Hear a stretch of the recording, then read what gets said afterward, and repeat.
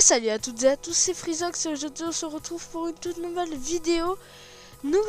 Aujourd'hui, tout simplement, qu'est-ce qu'on va faire? Je vais vous faire un top 5 des claviers gamer pas chers et avec un très bon rapport qualité-prix.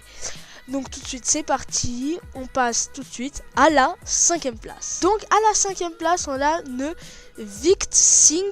Donc c'est un clavier gamer filaire USB. Il est ergonomique et il a des LED rétroéclairage. Il est tout en métal. Vraiment, il a les touches numériques sur les côtés. Donc le 1, 2, 3, enfin voilà, tout ça avec le bouton entrée, plus, moins, tout ça. Donc il est au prix de 17,99, donc bon, 18, on va pas chipoter. Il n'y a pas tortiller du cul pour chier droit, comme diraient les beaufs. Donc c'est un clavier à 18 €, tout en métal. Il est fait pour PS4, pour PC, pour ordinateur portable ou de bureau. Donc pour un PC, n'importe quel PC. Il est fait pour le jeu, voilà. Donc c'est un clavier gaming quoi, voilà. Avec un rétroéclairage en dessous des touches, hein, parce qu'il faut pas être con. Le but c'est de rétroéclairer en dessous et pas la touche en elle-même, bref. En tout cas, moi, ce clavier, je trouve qu'il a un super bon rapport qualité-prix. Il est vraiment super bien. Il y a plusieurs modes de couleur. Tu peux changer, il y a 2 modes de couleur. Tu peux changer la luminosité et tu peux contrôler la vitesse de la respiration selon le mode. Voilà, donc si tu veux que ton clavier il fasse comme une respiration, bah tu peux contrôler cette vitesse là. Et donc moi franchement je trouve que c'est celui qui a un des meilleurs rapports qualité-prix. Tout de suite on passe à la 4ème place de ce top avec le Empire Gaming K300. Voilà, donc c'est vraiment un super bon clavier. Donc c'est un clavier tout ce qui est plus normal en semi-mécanique. Qu'est-ce que semi-mécanique? En gros c'est un clavier mécanique de base mais qui va pas trop faire de bruit, donc parfait pour tout ce qui est les vidéos, les lives, tout ça. Comme ça fait pas trop de bruit dans votre micro. Il est rétroéclairé de toutes les couleurs. Il n'y a qu'un mode de rétroéclairage, mais franchement je l'ai à la maison, donc voilà, c'est pour vous dire. Je le trouve génial. Les touches sont super, voilà, et il est seulement pour le prix de 22,90, donc 23 € sur Amazon. Le lien est dans la description. Donc il a 105 touches semi-mécaniques. Il est rétroéclairé en RGB, voilà. Et donc c'est le Empire Gaming K300. Donc c'était très rapide puisqu'il n'y a pas plusieurs modes, il n'y a pas de touches macro. Mais vous inquiétez pas, les touches macro, on va y venir. Alors à la 3ème place, j'ai choisi tout simplement encore un clavier de chez Empire Gaming, mais cette fois c'est le K900. Alors le K900 je l'ai aussi à la maison parce qu'il faut savoir que j'ai 2 PC, donc celui-là aussi je l'ai à la maison. Et le K900 il a 3 touches macro qu'on n'a même pas besoin de programmer pour utiliser, puisque ça utilise les F1, F2 et F3. Donc pas besoin de télécharger un logiciel. Attendez, restez là. Il a 9 modes de rétroéclairage. Donc je vais pas tous vous les citer, mais sachez que il a le rétroéclairage par la musique, c'est-à-dire qui se rétroéclaire en fonction de la musique que vous mettez. Et ça c'est pas donné d'habitude, mais là on est sur un prix à 25,90, donc 26 €. Le lien est encore en description. Le rapport qualité-prix de ce clavier c'est le plus gros de cette vidéo, c'est aussi simple que ça. Il a un tout petit repose-poignet, tout mini, histoire juste de bien positionner votre main. Et voilà, seulement au prix de 26 €.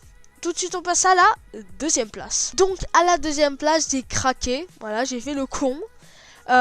J'ai pris tout simplement ce qui était pour moi, c'est le clavier que vous allez choisir entre le Empire Gaming K900 et là le Klim Chroma AZERTY. Donc c'est un clavier mécanique rétroéclairé en RGB. Mais le truc de ce clavier, si j'ai tout compris, c'est qu'il est waterproof, qu'il a des touches mécaniques et qu'il est génial pour le gaming. En tout cas, ça c'est ce que j'ai entendu. Après, je ne sais pas. Moi, j'ai pas ce clavier là à la maison. Du coup, je ne peux pas forcément dire ah oui, c'est le meilleur clavier.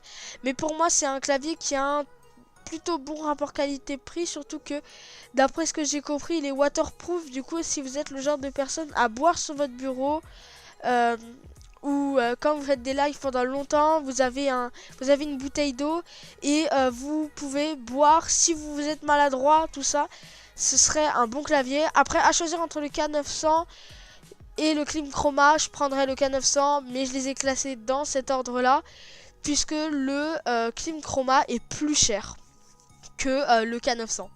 Et tout de suite, on passe à la première place.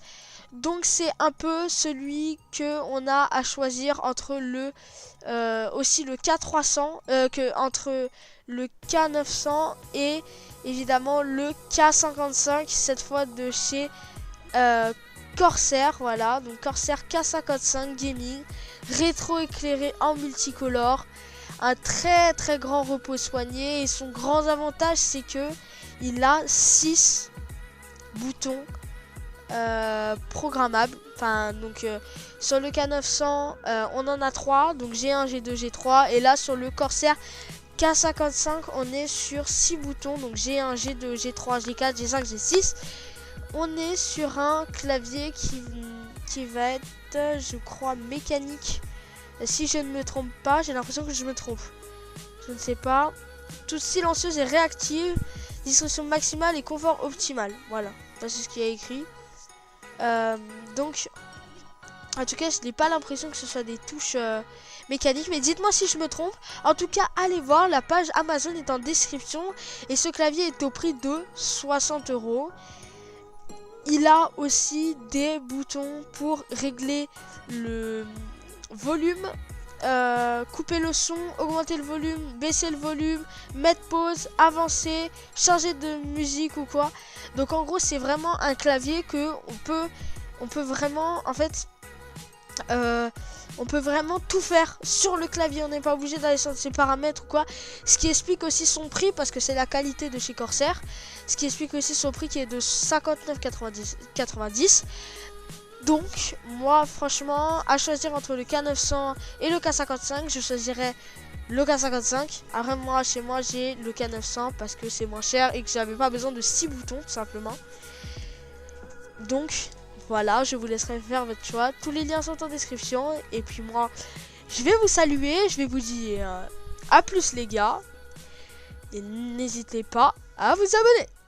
À plus.